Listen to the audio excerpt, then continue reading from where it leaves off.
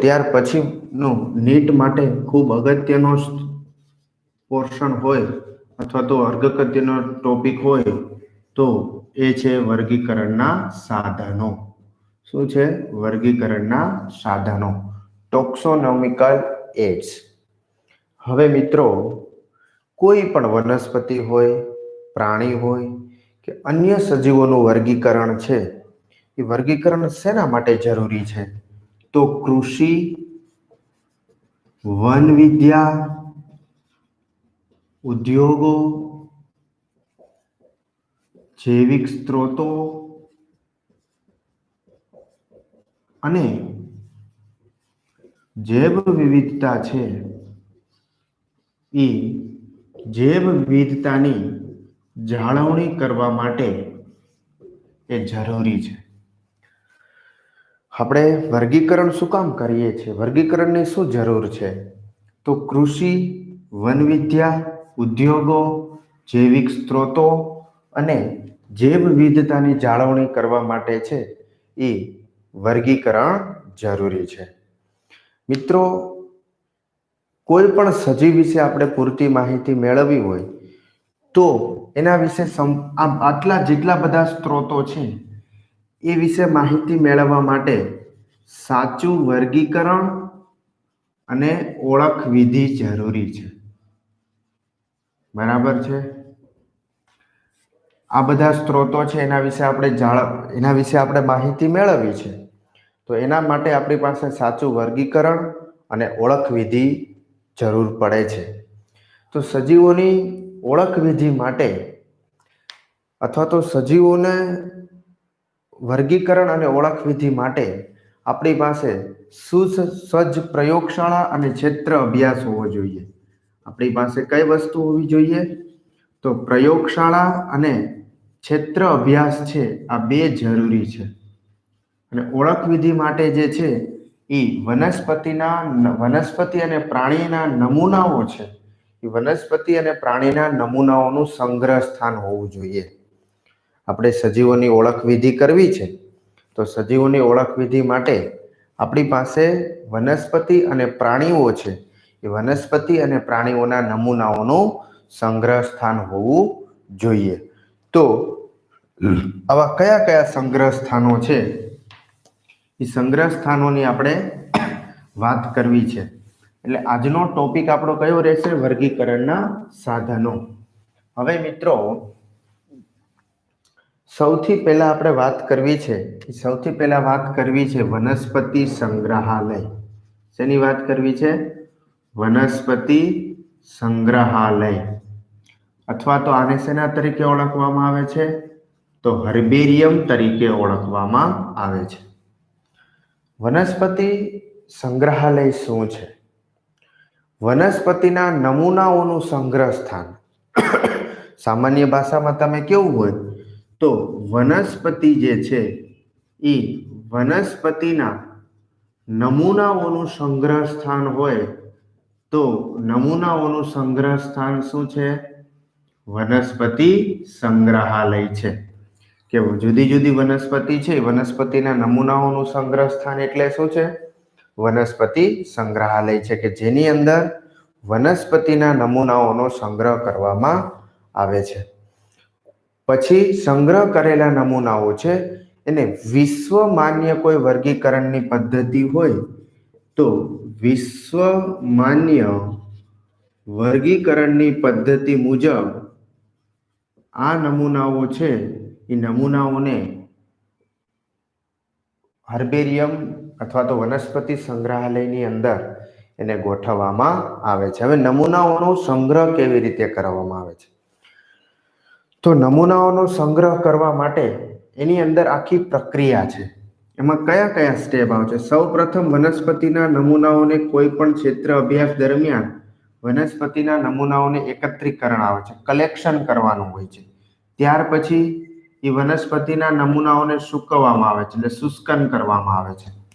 શુષ્કન કરેલા વનસ્પતિના નમૂનાઓનું છે દાબન કરવામાં આવે છે. બરાબર છે? ત્યાર પછી એ જે નમૂનાઓ છે એનું વિષાક્તન કરવામાં આવે છે. વિષાક્તન એટલે પ્રિઝર્વેશન, પરિરક્ષણ. એની અંદર રાસાયણિક ઘટકોનો છંટકાવ કરવામાં આવે છે કે જેને કારણે આપણે નમૂનાઓને છે લાંબા સમય સુધી સાચવી શકીએ. એટલે સૌથી પહેલા એકત્રીકરણ, શુષ્કન, દાબન, વિષાક્તન, પછી આરોપણ અને છેલ્લું નામ નિર્દેશન. આટલી વસ્તુઓ છે એ આટલી વસ્તુઓ એની અંદર કરવામાં આવે છે. હવે વનસ્પતિ હર્બેરિયમ શું હોય છે? હર્બેરિયમ એક કાળા રંગનો કાગળ હોય છે. વનસ્પતિ કે પ્રાણીના નમૂનાઓ છે, વનસ્પતિ કે પ્રાણીના નમૂનાઓને હર્બેરિયમ અથવા તો કાળા રંગના કાગળ ઉપર ચિપકાવી દેવામાં આવે છે અને પછી સોય અથવા તો સેલોટેપ હોય એ સોય અને સેલોટેપની મદદથી આ જે નમૂનો હોય એ નમૂનાને સીવી અથવા તો ચોંટાડી દેવામાં આવે છે. દોરો હોય તો સીવી લેવાનો છે અને સેલોટેપ હોય તો એની ઉપર ચોંટાડી દેવાનો છે. બરાબર છે. પછી એના ઉપર રાસાયણિક ઘટકોનો છંટકાવ કરવામાં આવે છે કે જેને કારણે આ નમૂનાઓને આપણે લાંબા સમય સુધી સાચવી શકીએ અથવા તો નમૂનો લાંબા સમય સુધી સચવાઈ રહે. બરાબર છે. હવે હર્બેરિયમ પત્ર જે છે એ હર્બેરિયમ પત્રનું કદ કેવડું હોય છે? તો હર્બેરિયમ પત્ર છે એ 41 સેમી અને 29 સેન્ટીમીટર હોય છે. એટલે કે 41 સેમી લાંબુ અને 29 સેમી પહોળું હોય છે. હર્બેરિયમ શીટનું માપ બોલું છું. બરાબર. અને ઇંચમાં હોય તો 16.5 ઇંચ થી 11.5 ઇંચ. આટલું જે છે એ આટલું હર્બેરિયમ પત્ર હોય છે. બરાબર છે. તો 16.5 ઇંચ થી 11.5 ઇંચ એનું માપ હોય છે. હર્બેરિયમ પત્ર છે આટલું સાઈઝનું આપણને જોવા મળે છે. ત્યાર પછી હર્બેરિયમ પત્રમાં જમણી બાજુએ નીચેની તરફ માહિતી આપવામાં આવે. આપણે કીધું કે નામ નિર્દેશન. તો કઈ માહિતી આપવામાં આવે છે? તો એકત્રિત કર્યાની તારીખ, એટલે કઈ તારીખે લીધું છે, એકત્રિત કર્યાની તારીખ એની નીચે લખવામાં આવે છે. એકત્રિત કર્યાની તારીખ, એનું અંગ્રેજી નામ, વનસ્પતિ શાસ્ત્રીય નામ એટલે કે વૈજ્ઞાનિક નામ, એનું કુળ, એકત્ર કરનારનું નામ, જગ્યા, એકત્રિત કર્યા હોય એની જગ્યા, આવી બધી સામાન્ય માહિતીઓ છે એ જમણી બાજુમાં નીચેની તરફ, ક્યાં? જમણી બાજુ છે, જમણી બાજુમાં નીચેની તરફ જે છે એ નીચેની તરફ આ બધી માહિતી છે આપવામાં આવે છે. બીજી વસ્તુ મિત્રો કે વનસ્પતિ સંગ્રહાલયની અંદર જે નમૂનાઓ છે એ નમૂનાઓ બાળકો ત્વરિત સંદર્ભ સાહિત્ય તરીકે કામ કરે છે. શેના તરીકે કામ કરે છે બાળકો? ત્વરિત સંદર્ભ સાહિત્ય તરીકે કામ કરે છે. બરાબર છે. તો આવી રીતે વનસ્પતિના નમૂનાઓ છે એ નમૂનાઓને વનસ્પતિ સંગ્રહાલયની અંદર સંગ્રહ કરવામાં આવે છે. પછી મિત્રો હવે ભારત અને વિશ્વની અંદર પ્રખ્યાત વનસ્પતિ સંગ્રહાલયો કયા કયા છે એ પ્રશ્ન તમને ઘણી વખત આમાંથી પૂછી શકે છે. તો હું તમને માહિતી આપું છું કે વિશ્વના અને ભારતના પ્રખ્યાત વનસ્પતિ સંગ્રહાલયો કયો છે? તો સૌથી પહેલું છે museum of natural history. Museum of natural history પેરિસની અંદર આવેલું છે. સૌથી મોટું, યાદ રાખજો, સૌથી મોટું, વિશ્વનું સૌથી મોટું મ્યુઝિયમ છે. બરાબર, સૌથી મોટું સંગ્રહાલય છે. સૌથી મોટું સંગ્રહાલય હોય તો કયું છે? મ્યુઝિયમ ઓફ નેચરલ હિસ્ટ્રી પેરિસની અંદર આવેલું છે. પછી બીજું છે બ્રિટિશ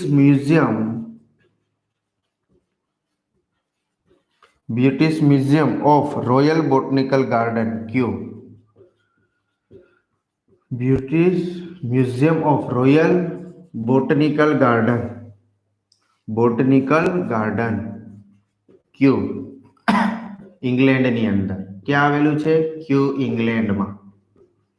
બરાબર છે. એવી જ રીતે ત્રીજું છે central national herbarium. Central national herbarium એ આવેલું છે કોલકાતાની અંદર. ક્યાં આવેલું છે? કોલકાતા. તો આજે છે એ ભારતનું સૌથી પ્રખ્યાત અને સૌથી મોટું અને પ્રખ્યાત જો કોઈ વનસ્પતિ સંગ્રહાલય હોય તો સેન્ટ્રલ નેશનલ હર્બેરિયમ છે. અને વિશ્વનું સૌથી મોટું વનસ્પતિ સંગ્રહાલય હોય તો કયું છે? Museum of natural history. બરાબર છે. અને ચોથું છે હર્બેરિયમ ઓફ ફોરેસ્ટ રિસર્ચ. ક્યાં આવેલું છે? દેહરાદૂનની અંદર. ક્યાં આવેલું છે? દેહરાદૂનની અંદર. હર્બેરિયમ ઓફ ફોરેસ્ટ રિસર્ચ દેહરાદૂનની અંદર આવેલું વનસ્પતિ સંગ્રહાલય છે. તો આ બધા અગત્યના અને મહત્વના વનસ્પતિ સંગ્રહાલયો આપણને ભારતની અંદર જોવા અને વિશ્વની અંદર જોવા મળે છે. ત્યાર પછી બીજું છે વનસ્પતિ ઉદ્યાન, બોટનિકલ ગાર્ડન. ત્રીજું શું છે? વનસ્પતિ ઉદ્યાન. બરાબર છે. ત્રીજા કયા છે? વનસ્પતિ ઉદ્યાન, અથવા તો આપણે એને શેના તરીકે ઓળખીએ છીએ બાળકો? Botanical garden. હવે વનસ્પતિ ઉદ્યાન શું છે? તો વનસ્પતિ ઉદ્યાન જે છે એ જીવંત વનસ્પતિના નમૂનાઓનું સંગ્રહ સ્થાન છે. જીવંત નમૂનાઓ છે. જીવંત અવસ્થા છે એ જીવંત અવસ્થામાં વનસ્પતિ જે છે એ જીવંત અવસ્થામાં વનસ્પતિઓનો સંગ્રહ કરી અને એની જાળવણી કરવામાં આવે છે. સંગ્રહ કરી અને શું કરવામાં આવે છે? જાળવણી કરવામાં આવે છે. જીવંત અવસ્થાની અંદર વનસ્પતિનો સંગ્રહ કરી અને એની જાળવણી કરવામાં આવે છે. આ જે વનસ્પતિ ઉદ્યાનની અંદર હોય, વનસ્પતિ ઉદ્યાનની અંદર રહેલી વનસ્પતિમાં એનો નીચેનો ભાગ છે એ નીચેના ભાગે જે તે વનસ્પતિનું નામ અને કુળ લખેલી છે, નામ અને કુળ લખેલી કાપલી લગાવવામાં આવે છે. નામ અને કુળ લખેલી કાપલી લગાવેલ હોય છે. એટલે ઘણી બધી વનસ્પતિ છે. આર્થિક રીતે અગત્યતા ધરાવે છે. અપ્રાપ્ય વનસ્પતિ છે. ઔષધિ તરીકે વપરાતી જે વનસ્પતિ છે એ વનસ્પતિના નમૂનાઓનું સંગ્રહ સ્થાન એટલે શું છે? વનસ્પતિ ઉદ્યાન છે, બોટનિકલ ગાર્ડન છે. બાગ બગીચાઓથી વનસ્પતિ ઉદ્યાન કઈ રીતે અલગ પડે છે? તો બાગ બગીચાઓની અંદર જે વનસ્પતિ હોય એ વનસ્પતિની નીચે કોઈ માહિતી આપતી કાપલી લગાડેલી હોતી નથી. જ્યારે વનસ્પતિ ઉદ્યાન જે છે, વનસ્પતિની બાજુમાં જે તે વનસ્પતિનું વનસ્પતિ શાસ્ત્રીય નામ અને કુળ લખેલી માહિતી છે એ કુળ લખેલી માહિતીની સાથે જોડેલી હોય છે. એની બાજુમાં કાપલી લગાડેલી હોય છે. તો આ પણ આપણે સંદર્ભ તરીકે ઉપયોગી થાય છે. આ વનસ્પતિ ઉદ્યાનો છે, વનસ્પતિ ઉદ્યાનો કેના તરફે મદદરૂપ થાય છે? તો સંદર્ભ તરીકે મદદરૂપ થાય છે. હું તમને અગત્યના વનસ્પતિ ઉદ્યાનો કહું છું. અગત્યના વનસ્પતિ ઉદ્યાનો.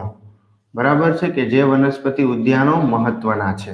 આ પૂછાય છે. પહેલું છે royal botanical garden. Royal botanical garden. Royal botanical garden ક્યાં આવેલું છે? ક્યુ, ઇંગ્લેન્ડ. બરાબર છે. એને ક્યુ ગાર્ડન તરીકે પણ ઓળખવામાં આવે છે, અથવા તો બોટનિકલ ગાર્ડન તરીકે પણ ઓળખવામાં આવે છે. બરાબર છે. ત્યાર પછી બીજું છે Indian botanical garden. Indian botanical garden, Howrah, Kolkata. Indian botanical garden, Howrah, પશ્ચિમ બંગાળની અંદર, કોલકાતા. ત્યાર પછી ત્રીજું છે NBRI, national botanical research institute. National botanical research institute એ ક્યાં આવેલું છે? લખનૌની અંદર આવેલું એક મહત્વનું જે છે એ મહત્વનું કયું ગાર્ડન છે તો NBRI. ત્યાર પછી બીજું છે ન્યુયોર્ક બોટનિકલ ગાર્ડન. નામ ઉપરથી ખબર પડે છે ન્યુયોર્ક બોટનિકલ ગાર્ડન છે એ ક્યાં આવેલું છે તો ન્યુયોર્કની અંદર. બરાબર છે. ત્યાર પછી છે લોઈડ બોટનિકલ ગાર્ડન. કયું Lloyd botanical garden Darjeeling. Lloyd botanical garden Darjeeling. બરાબર છે. તો એમાં જે વિશ્વનું સૌથી મોટું ગાર્ડન હોય તો વિશ્વનું સૌથી મોટું ગાર્ડન છે રોયલ બોટનિકલ ગાર્ડન, અને ભારતનું સૌથી મોટું ગાર્ડન હોય તો છે ઇન્ડિયન બોટનિકલ ગાર્ડન. ભારતનું સૌથી મોટું ગાર્ડન મીન્સ કે બોટનિકલ ગાર્ડન હોય તો ઇન્ડિયન બોટનિકલ ગાર્ડન હાવરા કોલકાતાની અંદર આવેલું છે. એ મહત્વનું અને ભારતનું સૌથી મોટું બોટનિકલ ગાર્ડન છે. ઓકે, ચાલો. તો આ વાત આપણે શેની કરી? વનસ્પતિ ઉદ્યાનની. બરાબર છે બાળકો. હવે આપણે વર્ગીકરણના સાધનોની અંદર ત્રીજી માહિતી મેળવવી છે, અને ત્રીજી માહિતી છે મ્યુઝિયમ. ત્રીજી માહિતી કઈ છે? મ્યુઝિયમ. મ્યુઝિયમની અંદર શું હોય છે? તો મ્યુઝિયમ જે છે એ મ્યુઝિયમ શાળા અને કોલેજો જેવી શૈક્ષણિક સંસ્થાઓ છે.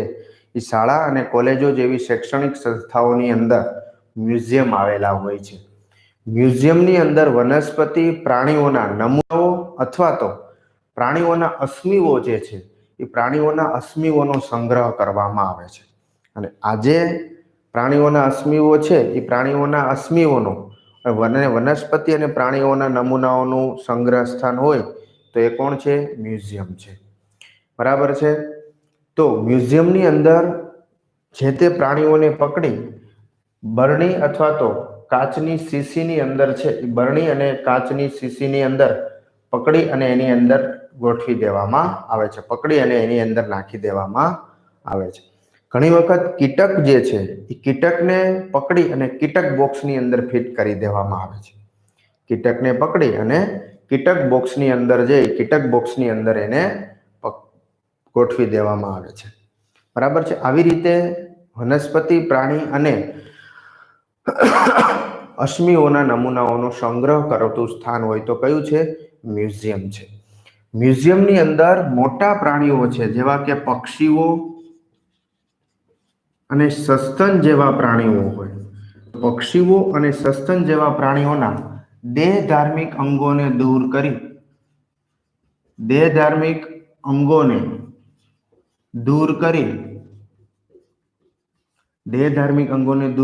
અને એની જગ્યાએ રૂ, ઊન, વનસ્પતિજન્ય ભૂકો કે સંગ્રાહક ઉમેરી અને આવા જે દેહ ધાર્મિક અંગો દૂર કરેલા હોય એ દેહ ધાર્મિક અંગોની જગ્યાએ રૂ, ઊન કે વનસ્પતિનો ભૂકો કે સંગ્રાહક ઉમેરી અને એ જગ્યાએ આ ભાગને ગોઠવી દેવામાં આવે છે. અંગોને દૂર કરી એની જગ્યાએ વસ્તુને ગોઠવી દેવામાં આવે છે અને સ્ટફિંગ પદ્ધતિ તરીકે ઓળખવામાં આવે છે. એને આપણે શેના તરીકે ઓળખીએ છીએ બાળકો? એને આપણે સ્ટફિંગ પદ્ધતિ તરીકે ઓળખીએ છીએ. બરાબર છે. તો એ આપણે કઈ પદ્ધતિ? આની અંદરથી ઘણી વખત સ્ટફિંગ પદ્ધતિ વિશે પૂછાય છે. તો પક્ષીઓ અને સસ્તનોના દેહ ધાર્મિક અંગોને દૂર કરી અને એની જગ્યાએ ઊન, રૂ કે વનસ્પતિજન્ય ભૂકો કે સંગ્રાહક ઉમેરી અને એને ગોઠવી દેવામાં આવે છે. તો એને કઈ પદ્ધતિ તરીકે ઓળખવામાં આવે છે? સ્ટફિંગ પદ્ધતિ તરીકે ઓળખવામાં આવે છે. અને ઘણી વખત મોટા પ્રાણીઓ હોય તો એના કંકાલનો પણ એની અંદર મ્યુઝિયમ જે છે એ મ્યુઝિયમની અંદર રાખવામાં આવે છે. જે યુનિવર્સિટી લેવલના મ્યુઝિયમો હોય ખૂબ વિકસિત મ્યુઝિયમો હોય છે, જ્યારે શાળા અને કોલેજોના લેવલના મ્યુઝિયમો છે એ થોડા એની સરખામણીમાં નાના હોય છે. અગત્યના મ્યુઝિયમો કયા કયા છે? તો નેચરલ હિસ્ટ્રી મ્યુઝિયમ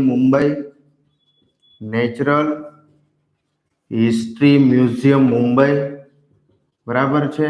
આ પૂછી શકાય એવું છે. Natural history museum Mumbai, zoological survey of India Kolkata અને જોધપુર, ઝૂલોજિકલ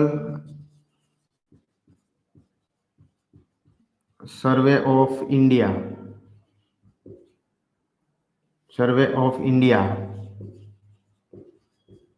ક્યાં છે? તો એ જોધપુર અને કોલકાતા, બરાબર છે. એવો જ એક બીજો છે સરકારી મ્યુઝિયમ ચેન્નઈ,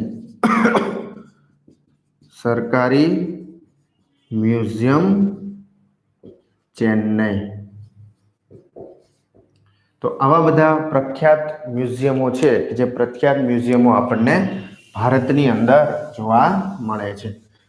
પછી છે ત્યાર પછીનો મુદ્દો છે એ છે પ્રાણી ઉદ્યાનો. પ્રાણી ઉદ્યાનો, ઝૂ જેને આપણે કહીએ છીએ. પ્રાણી ઉદ્યાનોની અંદર જીવંત પ્રાણીઓને મનુષ્યની પોતાના કુદરતી પર્યાવરણની જેમ મનુષ્યની સીધી દેખરેખ નીચે છે એ પ્રાણીઓને સાચવવામાં આવે છે. આપણે ઘણી વખત ઝૂની મુલાકાત લેતા હોય અને ઝૂની અંદર આપણે જોતા હોય કુદરતી વાતાવરણ સર્જન કરી અને પ્રાણીઓને જે તે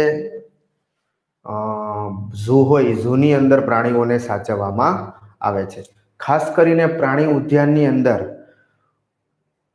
પ્રાણીઓની વર્તણૂક અને એની આદતોનો અભ્યાસ કરવામાં આવે છે. શેનો અભ્યાસ કરવામાં આવે છે? વર્તણૂક, એની બિહેવિયર અને હેબિટ.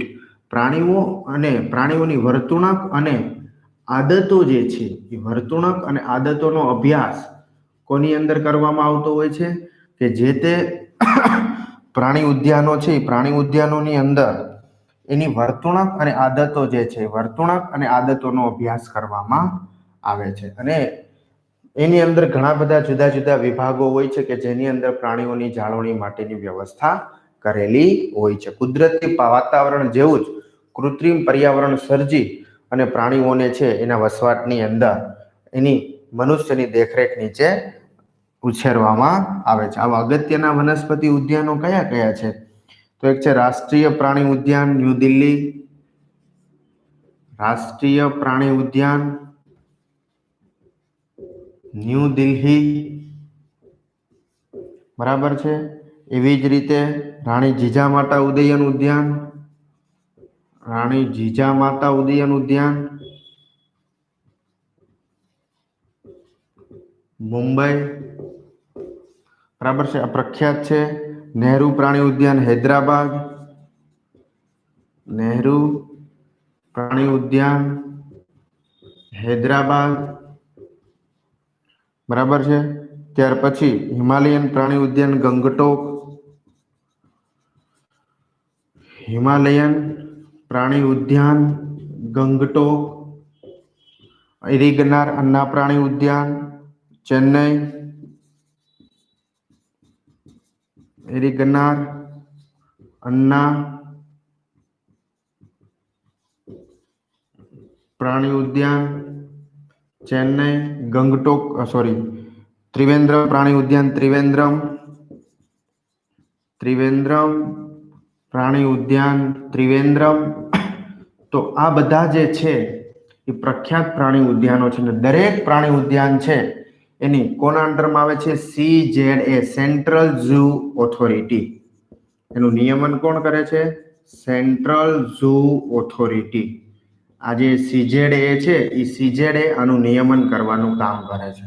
એટલે CZA બધા પ્રાણી ઉદ્યાનો છે એ પ્રાણી ઉદ્યાનને કંટ્રોલ કરવાનું કાર્ય કરે છે. અને પ્રાણી ઉદ્યાનને કંટ્રોલ કરવાનું કામ કોણ કરે છે? Central zoo authority, CZA. Okay, સરસ વિદ્યાર્થી મિત્રો. ત્યાર પછી હવે એક બહુ અગત્યનો મુદ્દો આપણે જોવો છે અને એ છે આઈડેન્ટિફિકેશન કી અથવા તો ઓળખ ચાવી. ઓળખ ચાવી, બરાબર છે. પ્રાણીઓ અને વનસ્પતિઓની પોતાની સમાનતા અને અસમાનતાઓને આધારે ઓળખ વિધિ માટેના ઉપયોગમાં લેવાતો બીજો વર્ગીકરણીય આધાર છે. બરાબર છે. પ્રાણીઓને પોતાની સમાનતા અને અસમાનતા છે, એ સમાનતા અને અસમાનતાઓને આધારે, કોને આધારે? પ્રાણીઓને સમાનતા અને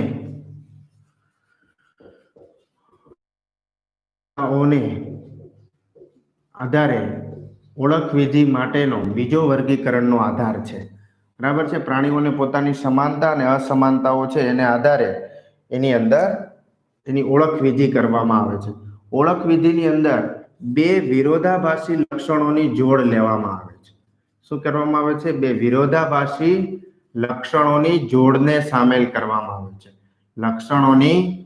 વિરોધાભાસી લક્ષણોની જોડને સામેલ કરવામાં આવે છે, જેને યુગ્મક કહેવાય. બરાબર છે. સફેદ કાળો, ઊંચું નીચું, આવી રીતે બે વિરોધાભાસી લક્ષણોની જોડને સામેલ કરવામાં આવે છે, જેને યુગ્મક તરીકે ઓળખવામાં આવે છે. અને આ યુગ્મક હોય, યુગ્મકમાંથી કોઈ એક જ સ્વીકાર્ય હોય અને બીજું કેવું હોય? અસ્વીકાર્ય હોય. બરાબર છે. અને ચાવીમાં રહેલ જે જાહેર નિરૂપણ હોય, ચાવીમાં રહેલ દરેક જાહેર નિરૂપણને શું કહેવાય?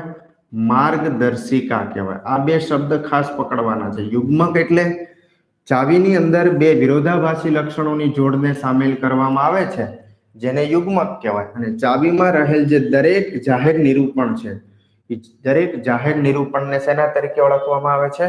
માર્ગદર્શિકા તરીકે ઓળખવામાં આવે છે. આ સિવાય વનસ્પતિની યાદીઓ,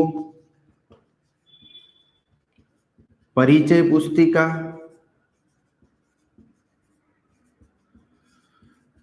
પુસ્તિકાઓ, લઘુ પુસ્તિકાઓ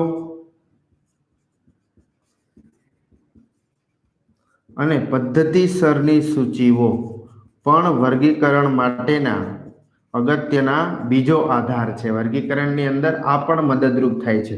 વનસ્પતિની યાદીઓ શું માહિતી આપે છે?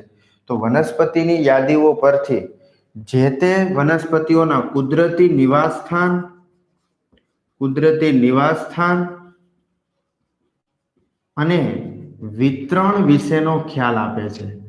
બરાબર છે. ચોક્કસ વિસ્તારની અંદર કઈ કઈ જાતિઓ જોવા મળે છે, જાતિઓની ઓળખ આપે છે. શેની ઓળખ આપે છે? જાતિઓની ઓળખ તમને મળે છે. ખાસ આ નીટમાં એકવાર પૂછાઈ ગયું હતું. વનસ્પતિની યાદીઓ, તો વનસ્પતિના કુદરતી નિવાસસ્થાન અને એનું વિતરણ જે છે, એ વિતરણ વિશેનો ખ્યાલ આપે છે. વનસ્પતિની યાદીઓ પરથી વનસ્પતિના કયા કયા કુદરતી નિવાસસ્થાનો છે, એનું વિતરણ કેવું છે, એની માહિતી આપે છે. અને ચોક્કસ વિસ્તારમાં વનસ્પતિઓની જાતિ વિશેની ઓળખ વિશેની માર્ગદર્શિકા છે, માર્ગદર્શન આપણને એના ઉપરથી મળે છે. પરિચય પુસ્તિકા શું આપે છે? તો પરિચય પુસ્તિકા જે તે વિસ્તારમાં જાતિઓના નામની ઓળખ આપે છે, જાતિઓના નામની માહિતી આપે છે. નામની માહિતી કોની ઉપરથી મળે છે? તો પરિચય પુસ્તિકાઓ છે. પરિચય પુસ્તિકાઓ જાતિઓના નામની માહિતી આપે છે. અને લઘુ પુસ્તિકાઓ તો કોઈ એક વર્ગ કીની માહિતી આપે છે. કોઈ એક વર્ગ કીની માહિતી આપે છે. કોઈ એક વર્ગીકી છે, એ વર્ગીકી વિશે માહિતી આપે છે.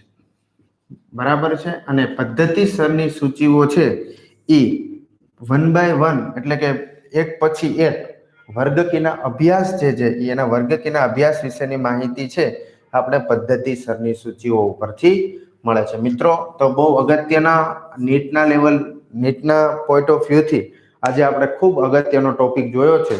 આની અંદરથી છે એ લગભગ એક પ્રશ્ન પરીક્ષાની અંદર